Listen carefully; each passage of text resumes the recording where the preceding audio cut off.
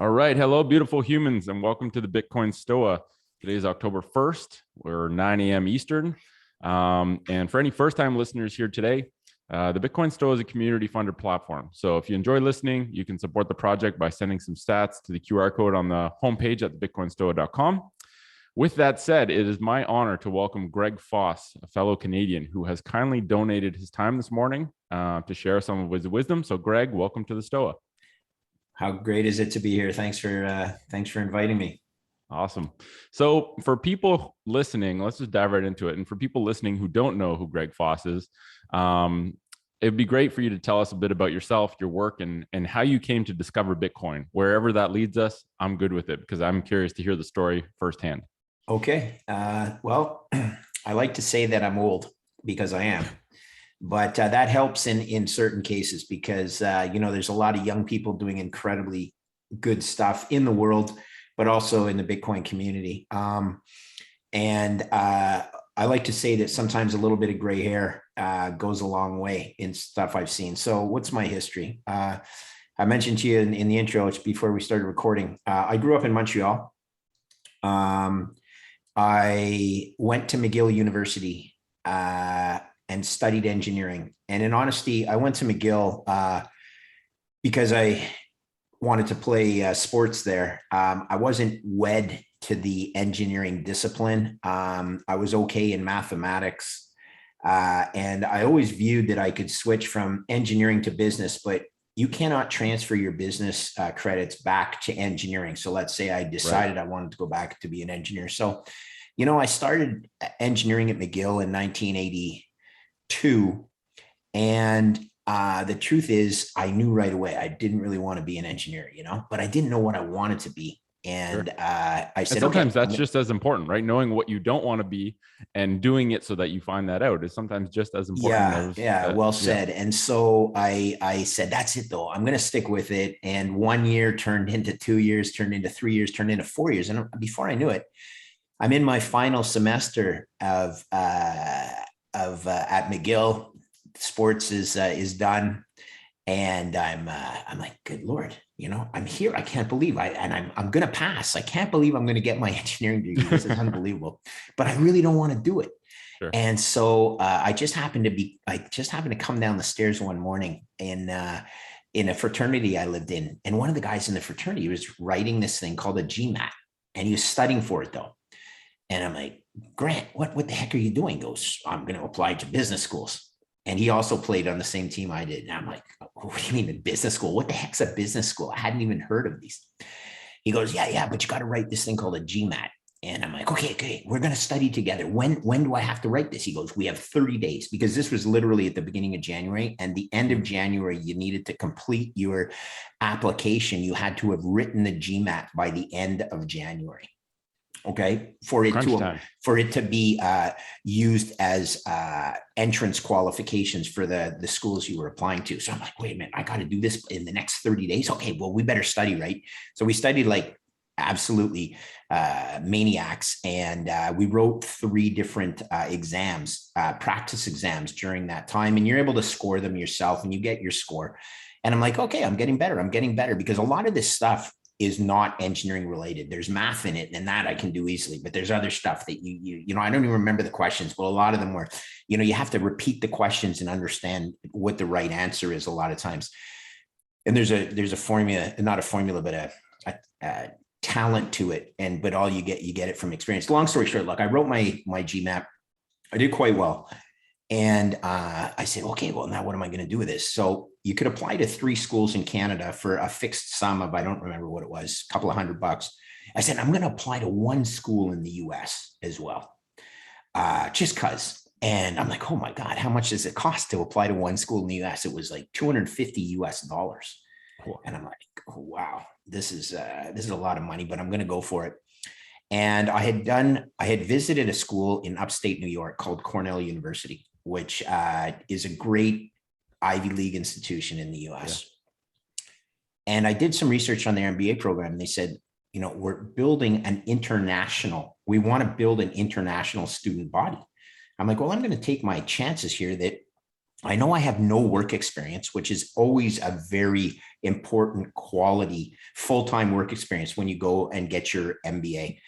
Or, ideally they want you to have some real life work experience. But I said, I'm going to take a chance because I'm from Canada. They're building an international business program. And sure enough, my gut feeling was right because I got accepted. And I got accepted with no work experience besides summer engineering jobs. But I never would have been accepted as an American into that program. Not because my GMAT wasn't good enough and my engineering marks were certainly good enough. It just was, I didn't have the work experience, but I came from Canada. So I arrive at Cornell University and I'm just in awe. Like I'm in school with these guys that are like, have had work experience on Wall Street or, with marketing companies, Pfizer's and the General Mills of the world, the companies sending them back to school to get their MBA. And 2 years down there, 1986 to 1988, were just some of the most formative years of my life, because firstly, you meet Americans, and as a Canadian, you think the two countries are very similar. And they are in a lot of respects, but man, are they different in some respects as well. And it's really important to live down there, understand the difference in culture as well as their thought process. And that's what you need to appreciate. So 2 years down there, great time, got my degree and lived with a bunch of undergrads at the same time. So how great was that? Because I'm in an MBA school, so I appreciate that side, but I lived with a bunch of undergrads because my fraternity at McGill had a similar fraternity down there, a same fraternity, but different chapter. And so I had met these guys. I had visited the campus a couple of times. I'm like, fellas, do you need a roommate? And luckily enough, an off-campus house with 7 guys living in it. I was one of those 7. They were all undergrads. So I got to experience the undergrad life. So you got the best of both worlds. Well. You got the fun part and the business end of it. Nick, here's the sad part of it. And I've said this in a couple of other podcasts. One of my roommates was actually killed in 9/11. He worked on Wall Street and died. So there's an experience that I had that, touches home for a Canadian. That's not every Canadian can appreciate the horror of that day and the loss of life and whatnot. But so rest in peace, my roommate, Sean Lynch. I forever remember our great experiences together. So I come back to Canada after 2 years at school down there. I had the opportunity to work on Wall Street, but I said, no, I want to come back to Canada. I want to make a difference in Canada. And I started working for Good for you for doing that, by the way, because I'm sure that's not a common sort of thread that people zone in on, of like having a sense of meaning for going back to Canada to try and contribute to Canada, because I'm sure you get paid a lot of dough. I'm a really proud Canadian. And I felt, for some reason, I just felt I could make a bigger impact in Canada, and not that I was going to make an impact, but my chances of making an impact were bigger in Canada than they were in the US. So I came to work for the head office of the Royal Bank of Canada. At the time, it was still in Montreal. It was a split head office between Montreal and Toronto. So I returned to my hometown, Montreal, and I started working at the head office of Royal Bank and working directly for the CFO. All right. And a really cool group called Financial Policy and Strategy. And the head of that group was a Harvard MBA, a Canadian kid, Harvard MBA. And honestly, it was a great experience because you really understood the inner workings of a bank. And one of my first projects was to analyze the Latin American debt portfolio that the bank had accumulated over time.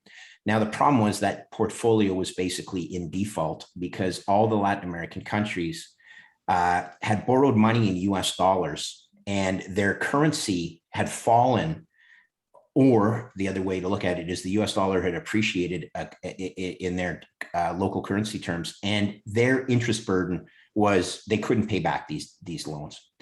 So the Royal Bank of Canada had, now this number sounds so small now, but in 1988, it was a lot of money. 4 billion in LDC debt exposure. LDC stands for lesser developed country exposure. Most of it was to the South Americans, so Brazil, Mexico, Argentina, etc. But it included other countries, Philippines, Vietnam. Anyway, $4 billion of exposure. And on average, the debt was trading for about 25 cents of its claim, or 25 cents on the dollar, which meant if you had to write down the debt or the loans to their trading value, like any trader does, the Royal Bank of Canada essentially would have had to write off $3 billion. Okay. So 75% of their value was gone. They had lost 75% of their value. So 75% of 4 billion is 3 billion. And when you write down or you take a loan loss in bank accounting, you write it off against your equity, right? Because your equity is basically your risk absorbing capital. Anyway, I'm like, okay, well, we're going to have to write down $3 billion. And I go and look at our balance sheet and I'm like, good Lord, Royal Bank does not have $3 billion of book value of equity, which meant if they had written down the loans to the market price, Royal Bank of Canada was insolvent. Wow. Like, what? Well, what year was this? 1990? 1988. Wow. Okay. So I'm like, what? Hold on a sec. I just gone through 6 years of school, finance, and all this stuff. And I come to the largest financial institution in Canada, and it's on the verge of bankruptcy. Like, what?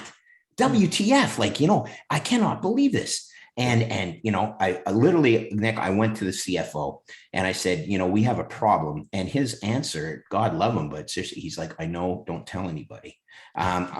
Okay. But the person that did know there was a problem was Treasury Secretary Nicholas Brady, who at the time, Royal Bank of Canada was not unique by any means. Every single money center bank in New York and globally was essentially in the same position. The system was bankrupt. Okay. And Treasury Secretary Nicholas Brady had started with Mexico, restructuring the Mexican debt, had a brilliant solution where they turned the 5-year loan into a 30-year obligation that was backed by US Treasury zero coupon debt. And the way a zero coupon debt works is you buy a 30-year bond at, let's say, 15 cents on $100, and you never get a coupon, but that 15 cents just accretes back to $100 over 30 years. So if it's backed by that US Treasury zero coupon, they did not have to write the debt down to the trading value. And it was an accounting gimmick to skate the global financial markets back on side. So it's just a trick. It's an accounting trick that they played to avoid admitting. I called it a gimmick. It's certainly, it's a brilliant trick, using your word. But it's accounting gimmickry. It's like at the end of the day, the bank, if you're a trader, imagine you're a trader, which after Royal Bank, I spent my whole life being a trader. I would have loved to go to my boss and say, I'm down all this money, but let's just pretend that I'm going to get it back over the next 30 years. So you don't have to fire me and write it down to market because you're an idiot, Foss. We're going to pretend that you're going to get skated back on side. Yeah. Sure. Nick, it was eye-opening. Then I start to question the system. I'm like, how is this possible? Right out of the gate too. It's like you just started working your art. You got thrust into the storm of like, this is how it works. Yeah, this is how it works. And so you understand how levered banks are. And then you start asking questions like, firstly, none of the financial analysts, the equity analysts had even figured this out. So first of all, they're recommending Royal Bank stock because it pays a dividend of this much. And, you got to own the banks because the banks are too big to fail. And I'm like, okay, hold on a second. Yeah, I understand everyone thinks they're too big to fail, but right now they've actually failed. Okay, they're failed. Now stop it. But you can't go out. It's my first job. Sure. You can't go out and call up the Montreal Gazette and go, hey, guys, guess what this kid who just came back from the United States has discovered? We're living in a fiat Ponzi. Yeah. But the truth was, that's the first time, Nick, that I said, our system is absolutely pooched. It's built on smoke and mirrors and the assumption that the global banks are too big to fail and will be backed by government bailouts, which fund themselves using printed money. Yeah. And I'm like, okay, that's it. It's okay. I understand it now. That is what it is. And fiat is a Ponzi, but fine. Let's assume that's the way the system works. And it is, in fact, over the next 30 years when I got into trading, Incidentally, a funny side story. When the bonds were at 25 cents on the dollar, and I'd done all the analysis, and I'm like, these bonds are actually pretty attractive. Like I went to the CFO, and I'm like, what made them attractive?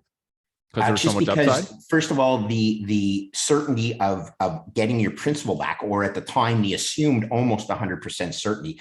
What really was attractive is it was priced based on oil, Mexican oil prices, as well as interest rates. And it just gave you a really levered opportunity to get some money back, meaning everyone else had lent money at 100 cents on the dollar.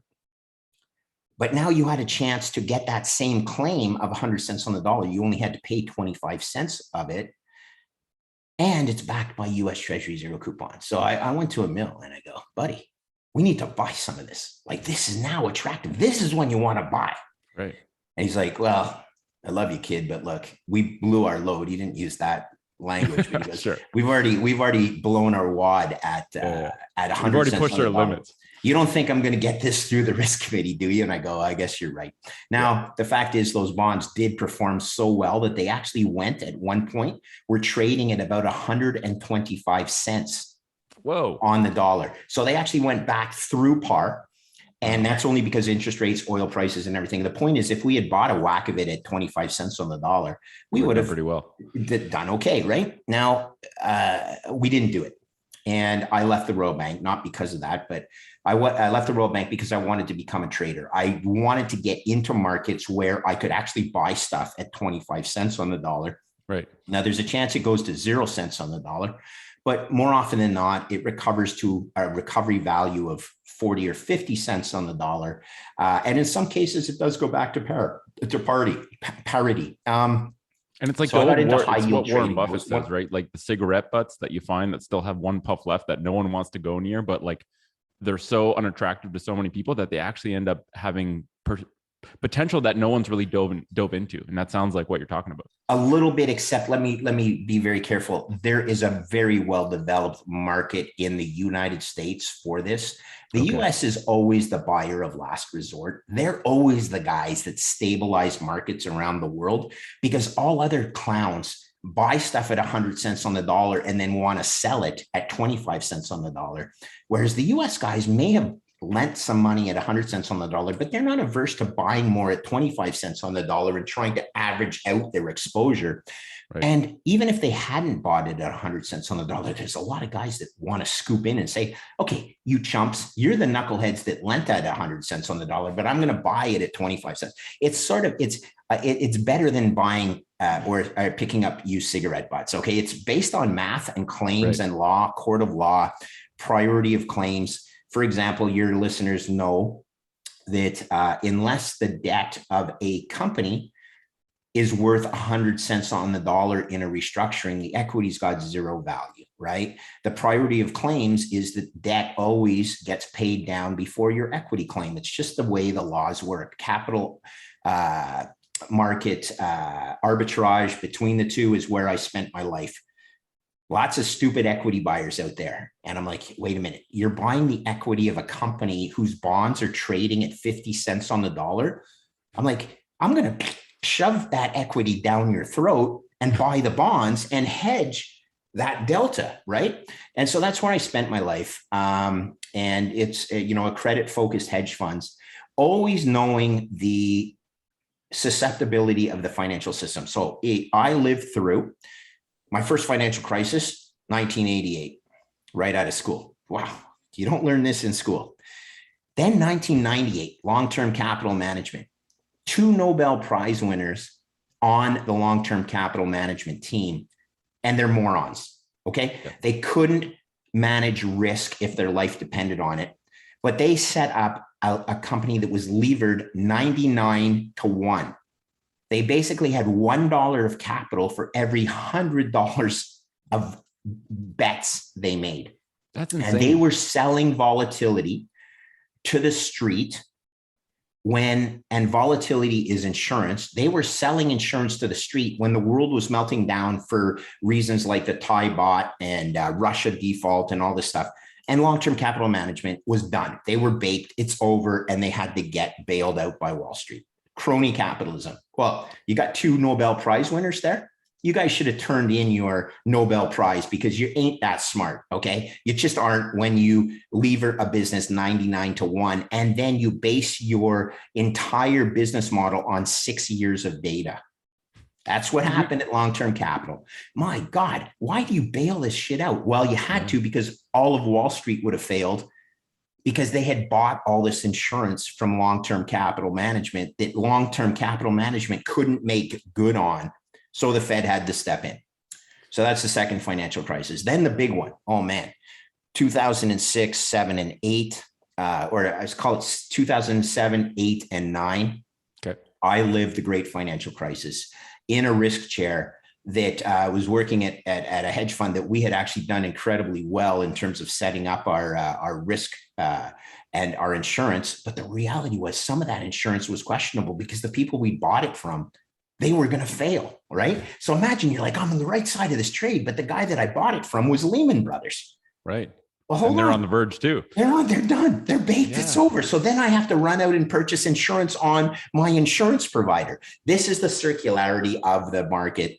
What a Mickey Mouse system. And I think it just shows that like the ridiculousness that moral hazard is the norm in this industry. And the fact that no one, like financial literacy, and I want to talk about this at the end of our conversation, but the fact that everyone is so financially illiterate that these industries, the industry that is actually making the most money and doing the craziest shit and actually holds the key to literally economic collapse and often does this. Like you lived on the inside of this and saw multiple cycles of the house of cards falling. And yet we seem to constantly just say, well, let's do the same thing and let's just patch it up and put more risk in the system, put more debt in the system, and ridiculously assume that it's not going to happen again. And like it sounds like insanity, actually.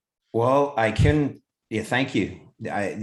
Amen. Yes, that's exactly what it is. All right. So you had a chance.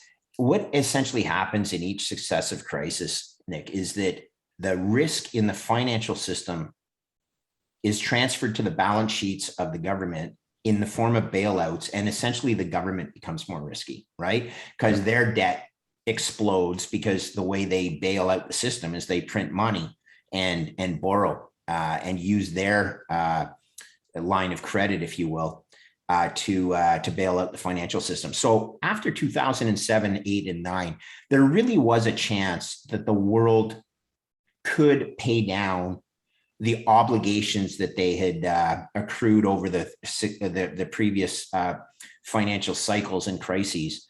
But who gets into office as a presidential candidate or a prime minister and comes in on the basis of austerity? And we're going to pay down all the accumulated deficits. And that's by the way, it ain't going to be fun. Yeah. So it doesn't happen.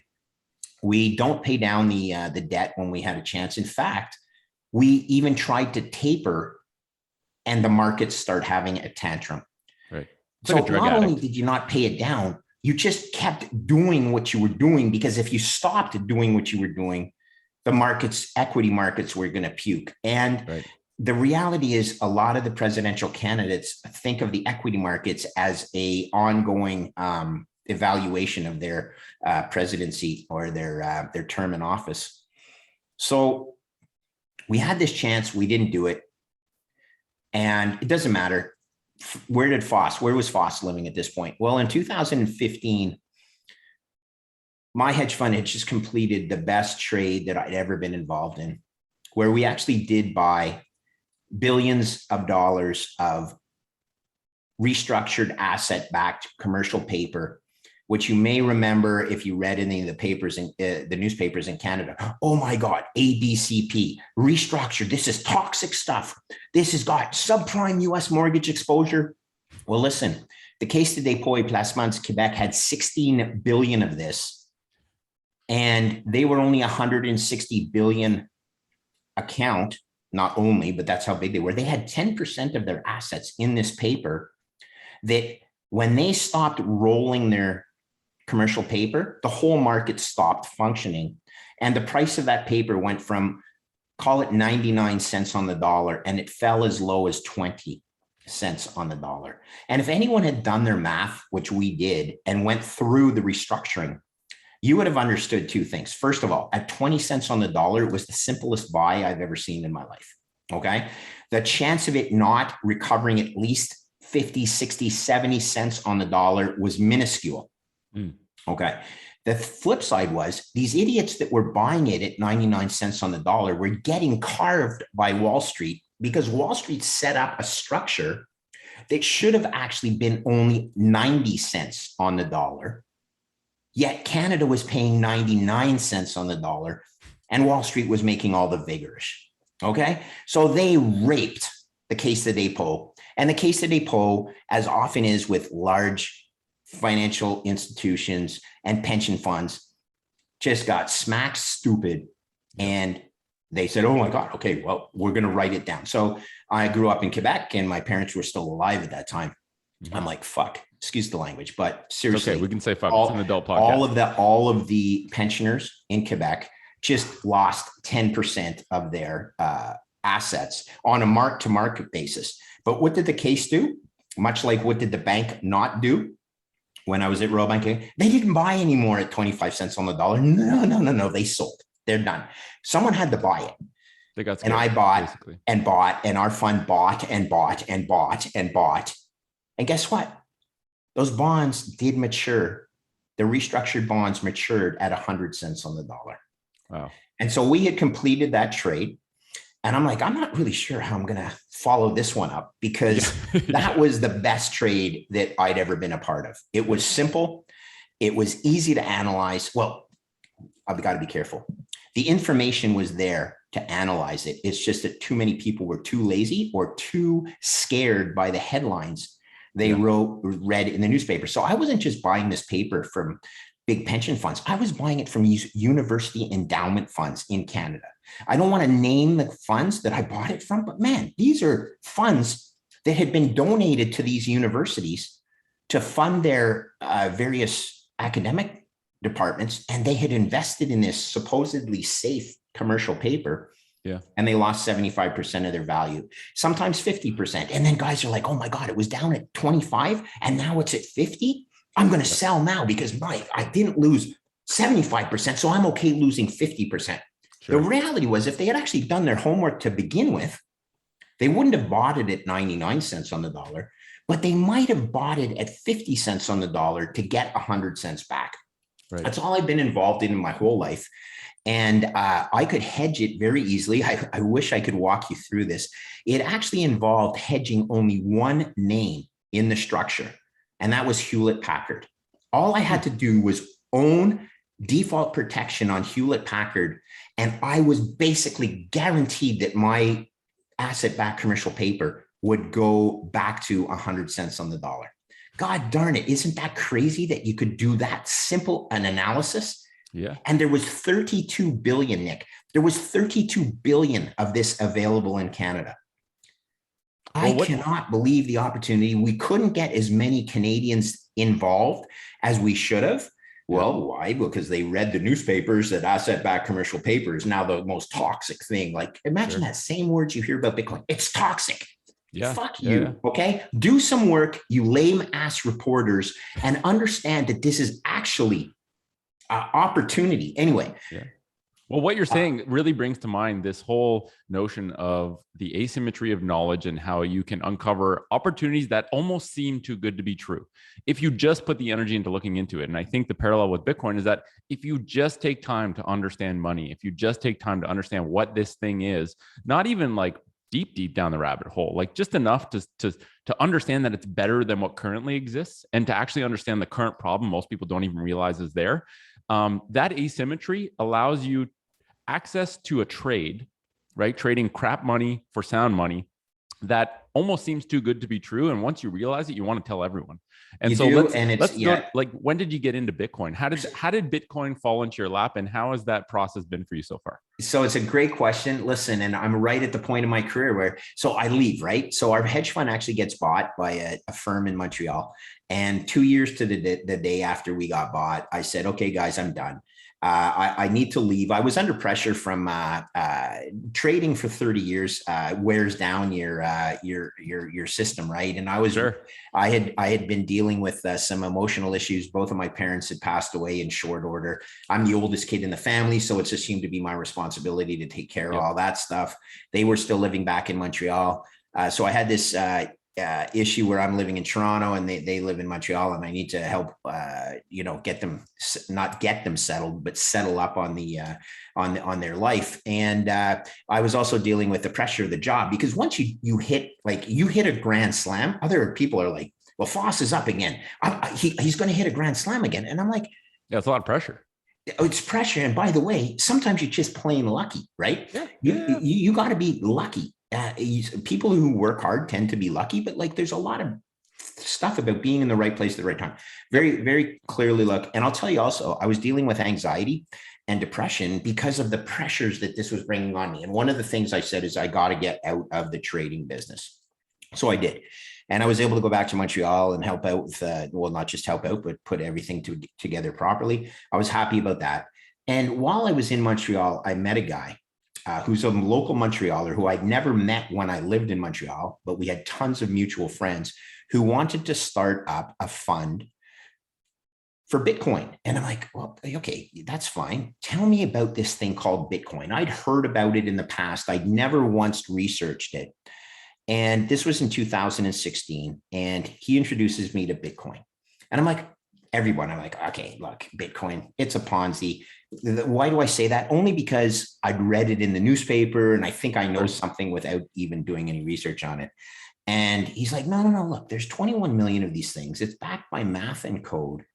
And most importantly, here's how it works. And he took me to this internet page called tradeblock.com.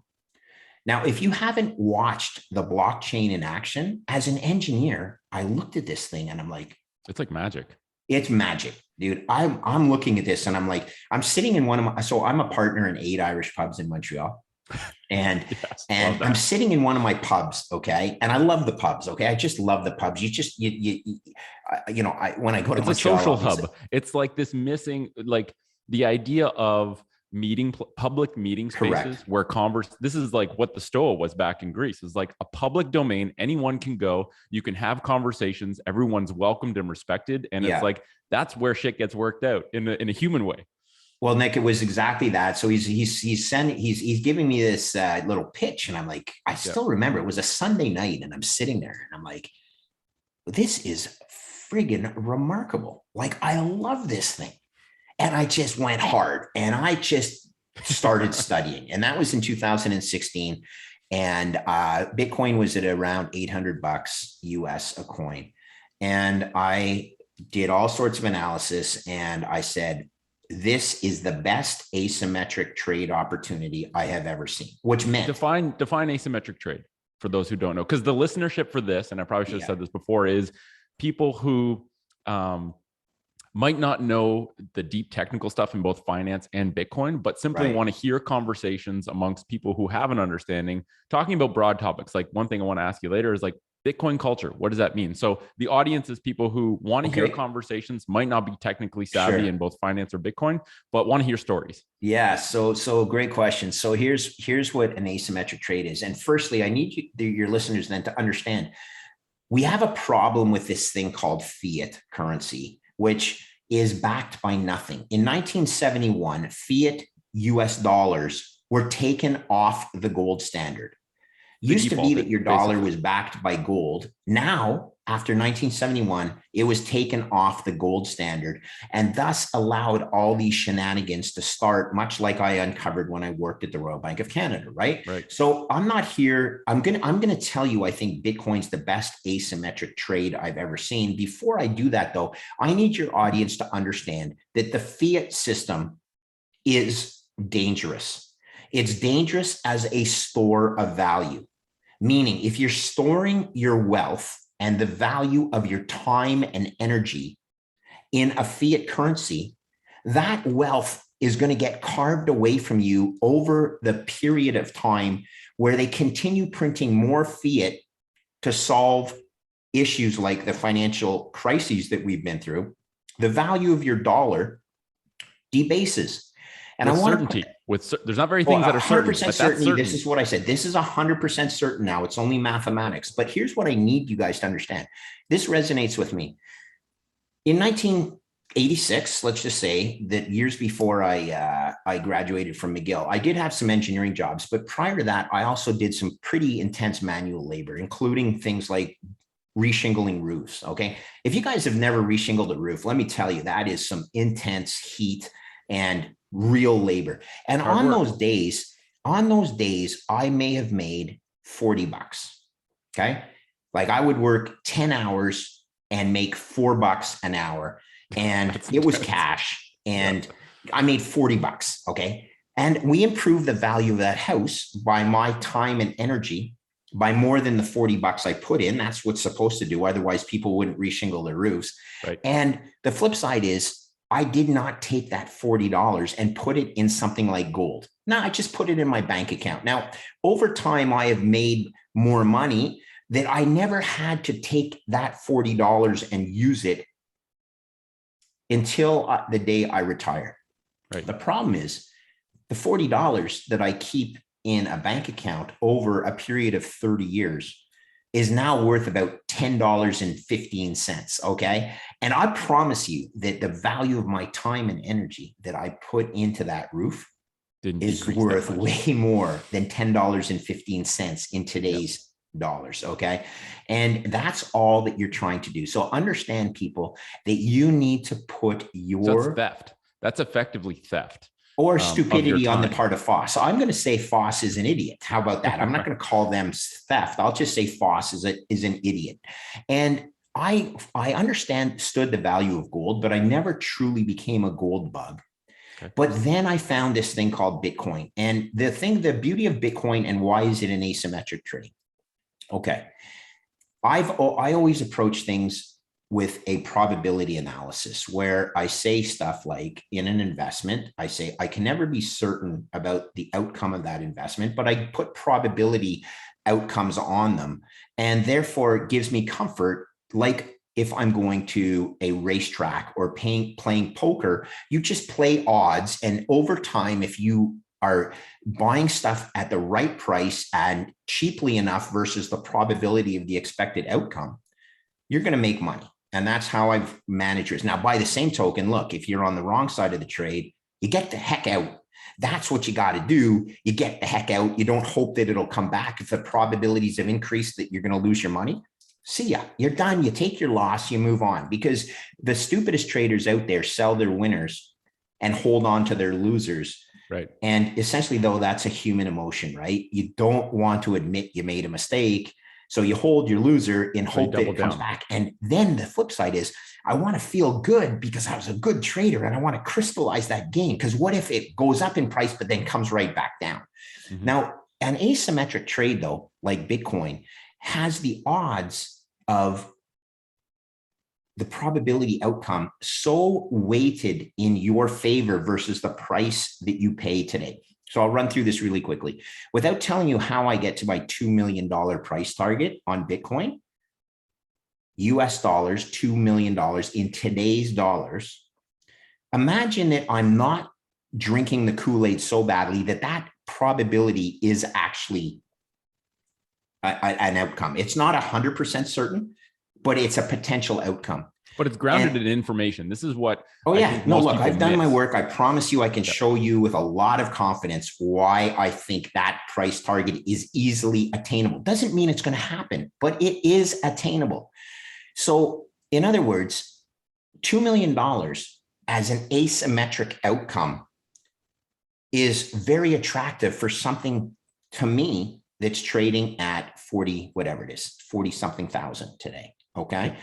It's so amazing to have that tail, the outcome, which is called a long tail in a probability distribution. You look for those opportunities your entire career, and you may have a chance to do 2 or 3 of them in your entire career. You may have been tipped off that Amazon was the greatest thing ever, and you were smart enough to hold it from time 0 till today.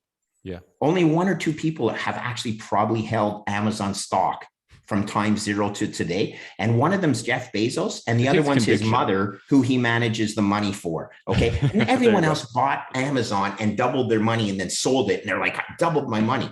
Yep. Well, if you had held it, you could have been 1,000 times your money. Okay. So this is what an asymmetric opportunity is. And Bitcoin, in my opinion, is the best asymmetric trade opportunity I've ever seen. Better than asset-backed commercial paper at 25 cents on the dollar. Better than even Amazon. If I had been lucky enough to actually buy Amazon, I believe Bitcoin is a better risk-adjusted opportunity than even Amazon was. So this is why I need to promote it. And I need to promote it on a probabilities basis and just say to people, do your work. And if you still own 0 Bitcoin, you are actually taking more risk than somebody who has a proper portfolio allocation in Bitcoin relative to the potential outcome. Because what happens if Bitcoin does go to my price target? Well, the people that don't own it won't be able to afford the stuff that all the Bitcoiners will be able to afford because they have this store of value that's so darn pristine and valuable. And so remember that.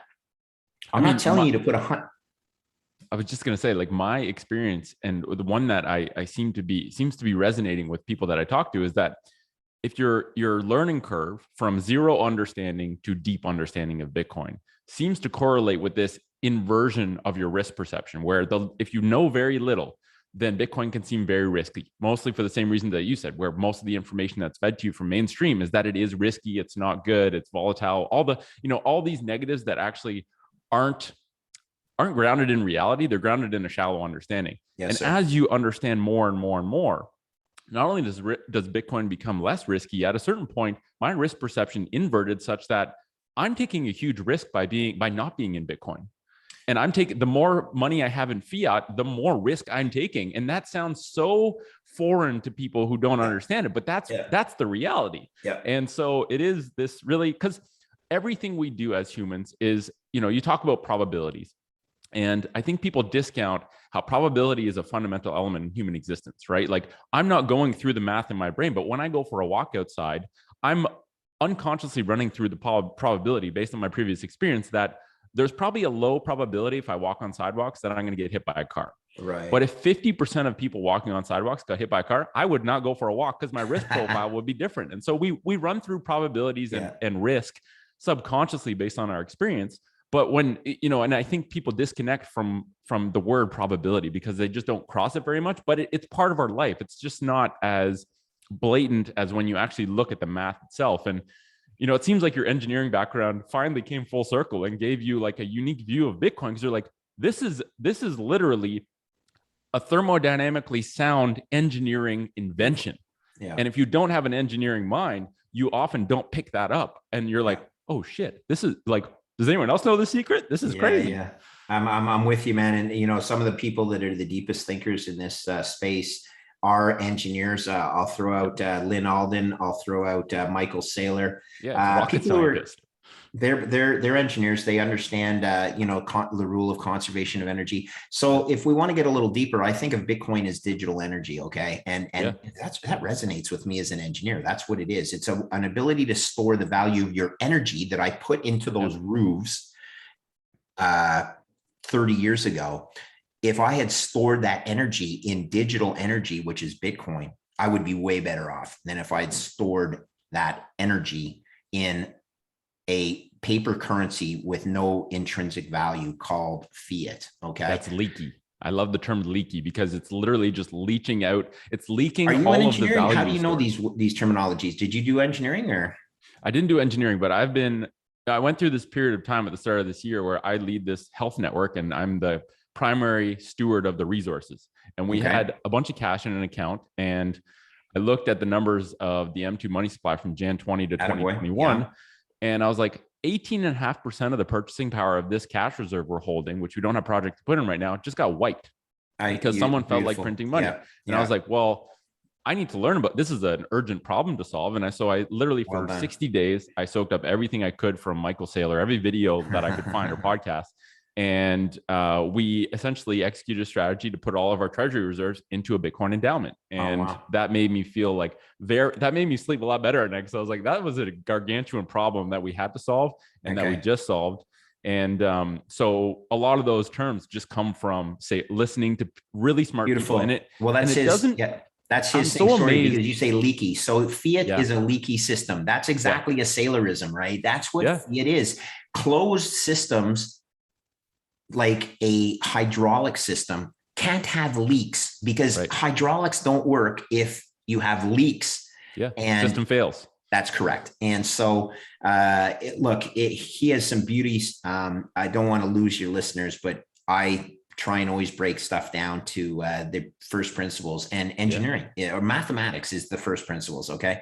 So that's why I'm comfortable with it. The asymmetry of the opportunity is amazing. And let's just go one step further. And then I want to walk through with you guys, why I think $2 million US of Bitcoin is not outrageous. Sure.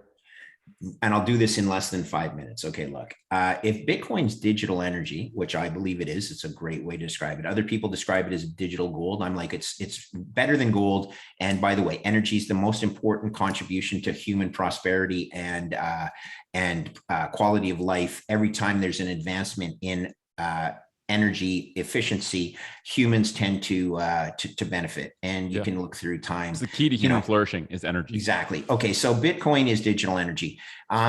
There's going to be a time when I believe energy products like oil and natural gas will be priced in Bitcoin. Why? Well, it's only natural that if you're selling your valuable natural resources for something called fiat, which is debasing, you're thinking, why am I doing this? And there will be a country who wants to get paid in Bitcoin for their valuable natural resources. You want to get digital energy for natural resource energy. Okay, that makes sense. Well, what happens if that happens is the US dollar as global reserve asset starts getting challenged. The petrodollar system starts getting challenged. And today, there are US $900 trillion of financial assets in the world. Okay, that's all real estate, all bonds, all equities, all gold or commodities, all currencies, etc. US dollar 900 trillion. Well, if energy becomes priced in Bitcoin, do you think it's crazy that 5% of total global financial assets in today's dollars would gravitate towards the natural resource reserve asset, which is Bitcoin? 5% of 900 trillion. And I'm like, I don't think that's crazy at all. What is 5% of 900 is trillion? Even like, I think in terms of what's reasonable, 5% is low as shit. Okay, so let's start with 5%, Nick. Okay, so it's 5% of 900 trillion is $45 trillion. Now, there's a lot of zeros involved in this, but 45 trillion divided by the fixed and certain supply of Bitcoin over time is 21 million. Even without counting the people who lost their coins. That's okay. So let's just go with all we know. Because if you could find those coins, it's not saying they don't come back. You just know that it'll never exceed 21 million. 45 trillion divided by 21 million is over $2 million a Bitcoin. That's how I get to my price target. Yeah. Not that difficult. And you were about to say 5%, Foss, you're way low. Dude, that's a conservative total adjustable market. So look, 2 million then, de facto, you're telling me that 2 million is a low price target. And I'm going to tell you, okay, but right now it's trading at 40 something. I know. It's crazy. Damn it, guys, don't overthink this. Okay, so look, this is all about managing risk. That's how I've spent my whole life. And I'll just tell you that people who own bonds right now failed mathematics. Yep. Right. I have never seen worse value in fixed income instruments in my entire 30 years of trading fixed income instruments. Anyone who owns bonds right now, whether they're treasury bonds, US Treasury or Canadian bonds or Government of Canada, provincials, high yield bonds, you're all a bunch of idiots. Okay. You have failed mathematics. Yeah. And you need to take some of your exposure in your bonds and move it into Bitcoin, because bonds are a fiat contract. And that fiat contract is programmed to debase. That's it. That's all I want to tell you. And how do I hone my skills? I don't do anything differently than just study. Over 32 years, I continue to learn. I don't close my brain to new opportunities. That's it. And so on that topic, what is your, like my learning practice, let's call it, for being a student of Bitcoin has kind of varied and ebbed and flowed throughout times. What is your current learning practice, and what is your preferred medium? Like, do you like to read? Do you like to listen? Do you like to watch? And when do you plug that in? Like, do you have anything regimented right now? Not regimented. You know what I do is I keep a very open mind. I read research that criticizes my thesis, because I don't want confirmation bias. I want to find someone who's actually going to poke a hole in what I've come to. And the funniest thing I'll tell you is, like, everyone says, well, what if, so China's banned it. Firstly, go do anything that go the opposite way that anything that a communist government does, and generally you're going to make money. Okay. Yeah. It's that's a signal to look into it, not to ignore it. So here's the funny thing though. But so people will say, well, what if the US bans it? And I'll be like, yeah, but they can't stop it. They can ban it, but I don't think they will. But all I'm telling you is that's the market right now is giving me basically a 2% chance that Bitcoin will achieve my price target. And how do I get that? $2 million times 2% is $40,000. Well, that's the trading price of Bitcoin right now.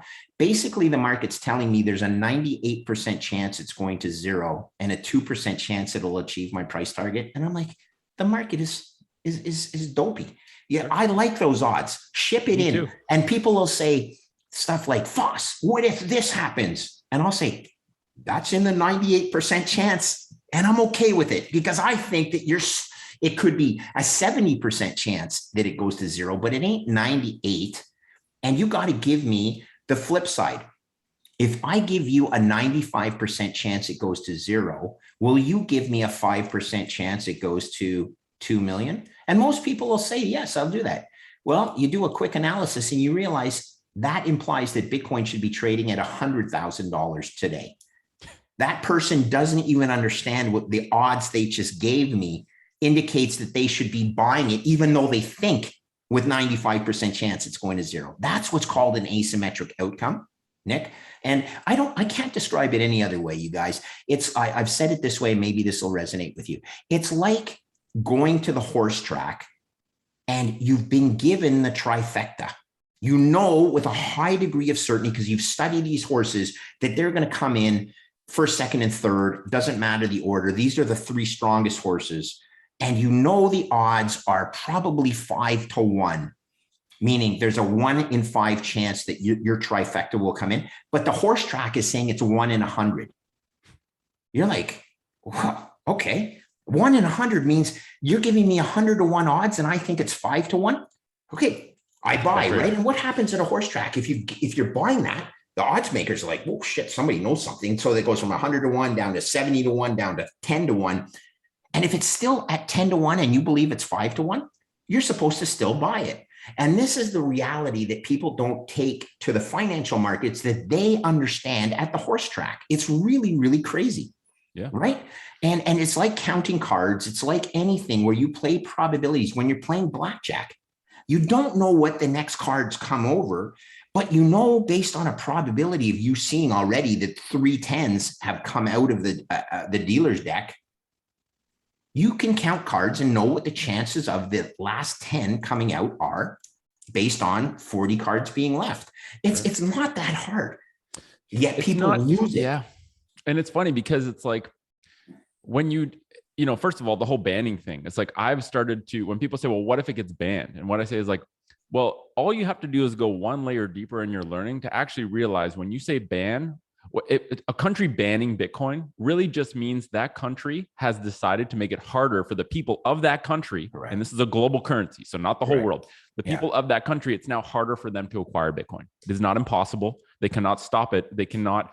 All they can do is make it more expensive for the people. And why do they ban it, Nick? Why do they ban it? Because they're afraid scared. Of it. They are scared that people who understand Bitcoin realizes that the system that they're promoting is actually the one that's dangerous, meaning the fiat system is the one that's dangerous. Yeah. And you'll say, Foss, stop it. Why is it dangerous? And I'll say, rewind and start at time 0 on Nick's podcast, because I've just run through it for 45 minutes, why the fiat system is the one that's dangerous, right? Yeah. And it's only limited by people's willingness to learn. Correct. Because the more you learn, the more conviction you get. Correct. And I've gotten to the point where like I have my probability in my mind of where Bitcoin is going, the likelihood of it over the long term. And I think that's an important asterisk to put. Absolutely. Because people get blinded by the fact that it is volatile. This is what happens when a brand new financial revolution, a brand new monetary invention gets created. Everyone who is looking into this is determining the value of this new thing at different rates. And right now, only a small percentage of planet Earth has actually done that in a knowledgeable way. Yeah. And everyone's going to catch up. I mean, I trust that we have a smart world that does dumb things and takes a long time to work at learning. And not everyone will catch up, Nick. I'm afraid not everyone will catch up. And the reality is people are intellectually lazy. They'd rather spend time watching. Like, I love the Blue Jays and everything, but my goodness, look, the probability of the Blue Jays achieving your dream is so much lower than the probability of Bitcoin achieving its dream. You shouldn't have been watching last night's game. Okay. You should probably have been studying Bitcoin. Go Blue Jays, all that stuff. But at the end of the day, people waste their time when they have a chance of actually not being intellectually lazy. And then if they are intellectually lazy, they listen to these other conflicted people like Charlie Munger from Berkshire Hathaway, who's 94 years old, and he's going to comment on technology. I don't think so, Charlie. And then secondly, by the way, Charlie, how much bank stock do you own in Berkshire Hathaway that'll actually be decimated by the success of Bitcoin? And then you realize why he goes out and calls it rat poison squared. Okay. Conflicted, poor advice from a 94-year-old who, you know, I just can't say it any other way. He doesn't get it. He doesn't get technology. Okay. Full stop. So I'm not calling out Berkshire Hathaway. I'm calling out the intellectual and conflicted laziness of a rat poison squared comment. Yeah. And I think it's sad, right? Because I mean, if Munger took a trip to El Salvador and saw what is going on there and saw that, oh, this is actually a humanitarian thing. This is like much more than just a simplistic investment idea. So much more. It wouldn't take much for them to kind of see that, like, this isn't what you think it is. Are you even interested? Like, let's be a little bit honest here. Are you even interested in understanding it? Or do you have your blinders on because this is something that you've never seen before, and you think because you haven't seen it, it's not good? And it's like, well, or it's even bigger than that. I got to call this out. It's because they own so much bank stock. It's like they probably own some Western Union because they're so stupid that they don't understand how Western Union is actually raping and pillaging the remittance process. And they don't understand that Twitter just did a software update that makes Western Union basically blockbuster. And it's like, sorry, but not sorry. Okay, but that Western Union still has a market capitalization of $5 billion. There's $5 billion there for people to short that down to a more proper price valuation. Western Union, you know, if they're smart, they could embrace these payment rails, but they're not going to be smart. They're going to be like the Blockbuster, right? They're going to be like RIM. They're going to be like BlackBerry that would say, oh, don't worry, the Apple iPhone will never be used for business. Sure. Okay, good work. And look where they are today. Good work. That used to be Canada's most valuable technology company. Good work. Like, I hate it. I hate it because intellectual laziness and hubris is the bane of a good trader. I agree. And maybe let's go somewhere different. So, when I talk about Bitcoin with people, I always say, Bitcoin is more than just a monetary network. Bitcoin is also a community. And communities inevitably throughout time will develop their own culture, right? Whether you're deciding actively to develop that culture or not, it develops. Yes. And so if someone says, when someone asks you about Bitcoin culture, because I get this question sometimes, how would you describe Bitcoin culture based on your experience in this community so far? Because you are active in the community. I think everyone who's actively working to spread the word about Bitcoin, which is, like you're taking time this morning to do that, is helping to usher what the culture will be. And we're basically building the foundation of the next century. The cathedral of money for the next century. We are laying the foundation. Like we're the first round of Masons that have been asked to start to build this thing.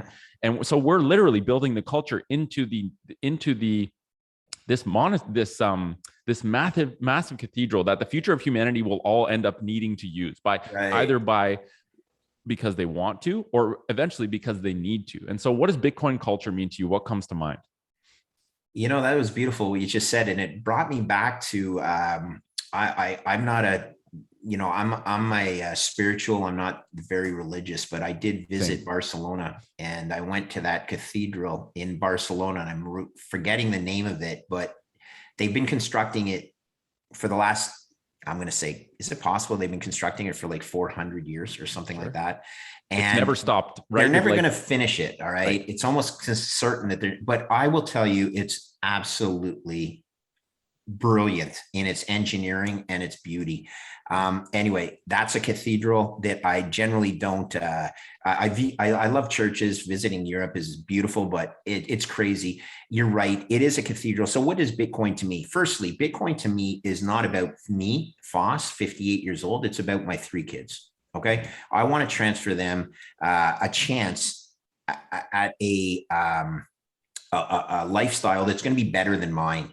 And I want to do that. I've worked hard, okay, but I am privileged. I didn't start off as privileged. Oh, I was very privileged. I had 2 great parents. They gave me everything I ever needed, but we didn't have money that was, throwaway money.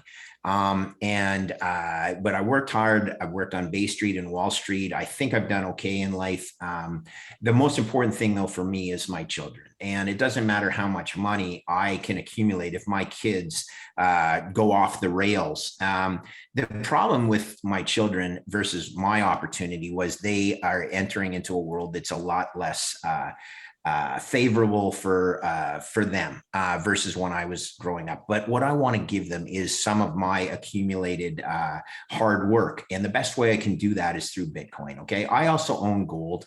I also own silver. I also own real estate. I own other hard assets as well. But Bitcoin, I view, is the best way to transfer wealth over time and space. Okay. Right. You transfer this over time and space. Why? Because it's the best technology for doing it. It's portable, it's transferable, it's divisible, it's all the things that you want in a perfect store of value. Backed by math and code and the world's most secure and strongest computer network. I'm like, okay, I got to own some of this.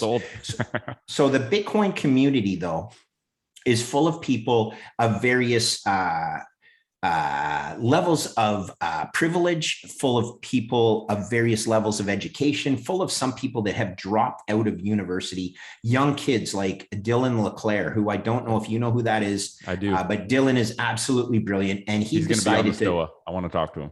Okay, he's great. I would be happy to make that intro if you don't have a line into him already. So he's 19 or 20 years old. He dropped out of University of Vermont after 1 year because he didn't want, as he termed it, the Keynesian brainwashing that is produced in the traditional educational system. And he's now writing research that is top notch. Okay. Yeah. And he knows so much more than I did when I was his age about the global financial system. He knows so much more than I do, even when I was 45.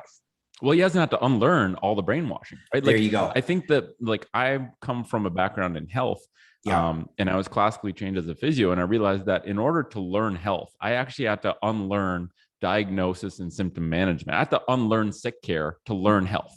Wow. And that's a big obstacle, right? Because you have this bias of, well, I paid a shitload of money and invested a lot of my energy into paying for this piece of paper that I'm now realizing is actually the biggest obstacle to me understanding what I went there to learn in the first place. Yeah. And I think, if there's someone in my family that works in finance, and it seems like that working in finance has essentially created a brick wall around your ability to expand and be open-minded to Bitcoin. Because what I've realized is that to understand Bitcoin, you must implode your current worldview of finance in order to give yourself permission to learn Bitcoin. Mm-hmm. And that's just too hard for a lot. They've invested so much time and energy and belief in this system, which is fragile, but it's inconvenient to admit to yourself that it's fragile and that it doesn't work anymore and to start over.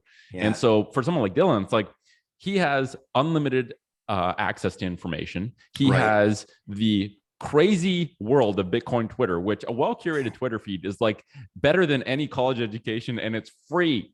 It's free, people. And he doesn't have to unlearn anything. He's learning a fresh perspective of the new financial world that we are moving towards. And so, it's amazing to see 19-year-olds know so much. And it gives me hope that that's the kind of person that's shaping the world True. we're going to live in. It's like, that's some good shit. I'm not sure how old you are, Nick, but it was so well said. So I find strength in those young kids. 24-year-old Jack Mahlers, or 25. I'm not sure how old he is, but he's pretty darn young. But even some of the old guard, I called out last night Adam Back from Blockstream, who's older, but he's one of the OG, the original gangster. He was probably part of the group of 10 that was part of the guys. Probably, I'm not saying for sure. I mean, he was in Stosh's white paper for Hashcash. Like, that dude is he's a serious brilliant, person, right? And what's he doing? He's actually trying to bring ASICs chip manufacturing from the communist controlled areas of the world back to the West, which is good for everything. Security, for national security. It's good for the car industry. It's good for all sorts of things that we have successfully offshored to essentially some of our not trusted confidants or counterparties. So, you know, Bitcoin can solve so many things, but I just want to get back to the community. So there's young kids like that. Then the most influential gentleman I've ever met, bar none, in my life, is a man called Jeff Booth, who is a Vancouver-based author of the best book I've ever read, called The Price of Tomorrow. Yes. And he has actually sat in a risk chair, meaning he was the CEO of a company that was going to change the world. He actually was a precursor to Home Depot supply, HD supply. He was a precursor to Amazon. He was using artificial intelligence to create algorithms for repurchasing. And it didn't succeed, but he sat in that chair and he managed risk to the point where he put his entire life savings into this company that failed. And he, as he says it, well, he was okay with it, but at the time he wasn't. But in hindsight, it allowed him to open his mind as to what technology is going to change the world, as well as what is wrong with the current fiat system. So if it wasn't for Bitcoin Twitter, and if it wasn't for Bitcoin and me searching out learning through Bitcoin Twitter, I never would have met a fellow Canadian named Jeff Booth, who I honestly believe is probably the most solid individual I've ever met in my life in so many different capacities. And he says it simply. He's not in Bitcoin for the money. He is in Bitcoin to make the world a better place. And I can't say it any better than that. All right. This is a guy who's, I never even asked him his age, although we did spend 4 hours together. Actually, it was close to 8 hours together in a car drive from Montreal down to Bretton Woods, New Hampshire, and then back for a nothing like a road trip to create a bond. Oh, buddy, it was just 8 hours of pure learning and laughter, and not just talking about Bitcoin, but just talking about how we can help change the world for the positive. And, you know, his stuff is contagious in his sincerity. How do you say it? He's so sincere that you can feel it, right? And that's all I'm trying to do. I have a different approach than he has. He's calm and collected, and I'm like the idiot trader that's, what's the matter with you guys? Like, you know, shake people's You're like head. yin and yang of the that's what we are, a little bit. That symbol, right? And it's you need both because you complement each other, right? Well, I appreciate that. Counterbalance each other. And we have been on podcasts where we do a pretty good 1-2 counterpunch. Nice. And here's what I know is the Bitcoin community. There are guys like Jeff Booth, and then other guys who are more. We'll call them rebels, Bitcoin maxis. But that being said, that's what makes a community, right? It's got people from all walks of life, all religions, all shapes and sizes, all colors, and it's making the world a better place. And this is why I'm excited to be involved in this community. And why don't I ask you a question? What's your background? How old are you? Where did you go to school, etc.? So I'm born. It's funny you started to mention 1988. I'm born in 88, so I'm 30. I think that's 33. I come from a background in health. I'm trained classically as a physio, practiced for a couple of years, opened a clinic, and realized that the practice of physio didn't align with my motivation to actually help people with their health, right? Like I'm helping someone's shoulder feel a little bit better, but I'm not helping them understand why does the shoulder hurt in the first place? How can they make it not hurt? Because that wasn't taught to me in school. And so, feet were like this really big red flag for me where it's like everyone that comes in the clinic has fucked up feet. we're not supposed to be this way. What's the problem? And you quickly realize that shoes are not made in the shape of feet. Therefore, they deform our feet and mess them up. And that's our foundation. So if your foundation sucks, really hard to build something strong on a weak foundation. So anyway, I started this network called the Foot Collective, and it's a health education network. Our mission is help people reclaim responsibility for their health. So help people understand how to take care of themselves, because that's really the key to fixing the health problem, is like help people understand the basics that they should be taught in school of how to just take care of themselves so they don't break down. And so, but I've been into, like, as a physio just starting to practice. I had a patient in like 2014 that was a computer programmer, and he mentioned Bitcoin to me, and he wouldn't stop mentioning it. And so on, like, after the third or fourth round, I was like, all right, screw this. I'll get a Bitcoin just so that I can actually be literate in these conversations we have. I think I paid $140 for the first coin. And from there, it's just like been this deep dive obsession of like, wow, I didn't realize how much I didn't know about money, despite me using money every day. Brilliant. And so that's, and then the tipping point for me wanting to devote way more energy into Bitcoin was actually March of this year, when I was watching the Bitcoin conference, which is where I saw you speak. And I was like, yes, fellow Canadian in an age group that you would not expect people to actually like be, vouching for Bitcoin. And that was where I got introduced to you. But when Jack Mallers came on and his thing of introducing the El Salvador news was just like, this is the most important area to work in my entire life. This is a once in a like millennium opportunity to be alive at a time like this and have the freedom to do this. I need to put my energy into Bitcoin because this is what I truly love to learn and talk about. And so that's kind of how I came into the space. And and one of the big realizations I had was, okay, I'm spending all this energy trying to convince the lucky people. And I use lucky interchangeably with privilege, because like, we're born in Canada, we're already lucky. We have white skin, we're already lucky. You have good parents that actually love you and take care of you, we're already lucky. So I'm born into this lucky place, and our target audience is mostly people in North America, which are lucky, right? They live in a world that like they have basic human necessities provided to them if they're willing to access them. Why am I working so hard to convince people to take care of themselves? Like, why am I working so fucking hard to convince someone that they should be healthy? And I realized that like the framework I use now is, okay, there's 4 problems, and they're all layered hierarchically. You have the health problem on top, which is the most superficial one. Under that, you have the education problem with how kids are put into, like, what kids learn in school. And the education problem is the direct cause of the health problem, because if you don't learn about how to be healthy, you end up not being healthy in a world that revolves around disease. Then you have the governance problem, and then you have the money problem. And the money problem is literally the foundation, the root cause of what causes everything above it, because money determines governance, which determines education, which determines health. And so I'm kind of like, I really got stuck where I'm like, I'm working so hard with health, when in reality, the broken money is the root cause of the health problem. So maybe I should just go deeper into this area to fix money, because now we actually have a solution to it. People just don't know about it yet. I love it. So that's how I came into it. And did you grow up in Ottawa your whole life, or have you you did? I grew up in Ottawa. My family lived in Australia for 3 years when I was younger.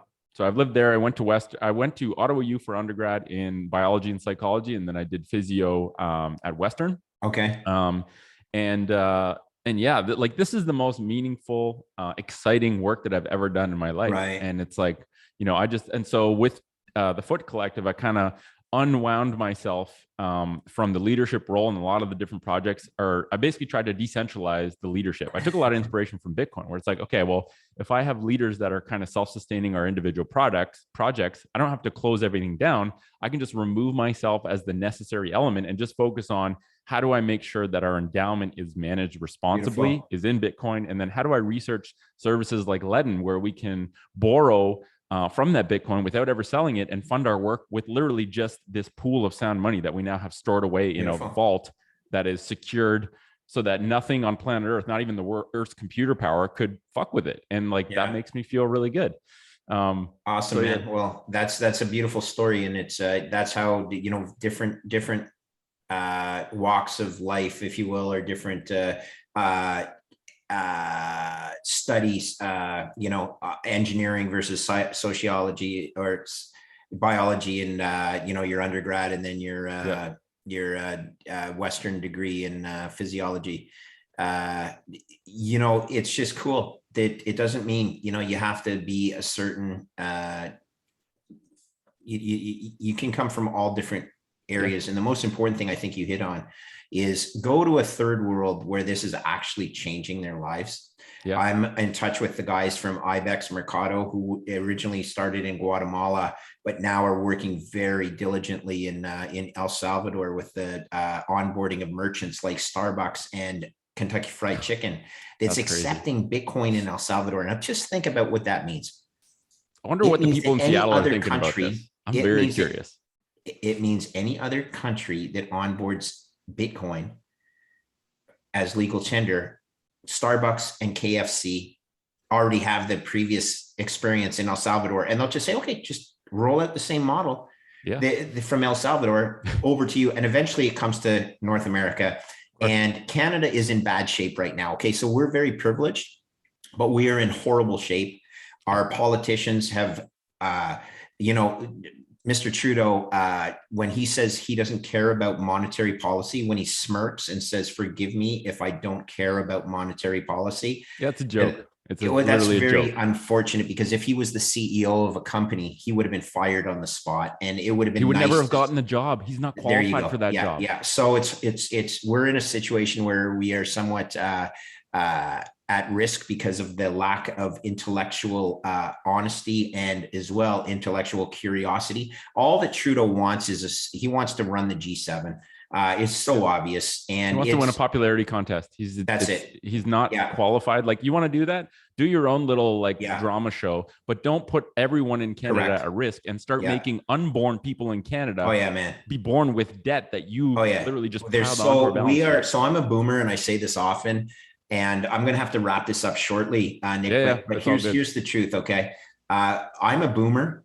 And my boomer generation is the most selfish generation that I believe has existed within the last, my granddad fought in 2 world wars. Okay. And I'm a boomer who has never, who has benefited from the sacrifices of our previous generations, but then we're too soft. We don't want to put our own sweat and risk our own stability. We're pulling forward gains that should accrue to our children, because we just, we can't do things like pay down our debt responsibly. We're living at the expense of future generation. It's disgraceful. As a boomer, I want to try and change, narrative, because it is all about selfishness, and people who are privileged in the fiat system, they're very selfish generally. I agree. And so I know you got to go. I just want one last question, and then we'll wrap things up. So for someone who knows nothing about Bitcoin, literally just heard the word Bitcoin for the first time in this conversation, and maybe didn't hear our previous conversation, in 1 minute, how would you describe to them, how would you make Bitcoin relevant to them? How would you make it something that maybe is worth putting a little bit of energy to understand better in 60 seconds? So really just one point, and then we'll wrap this up.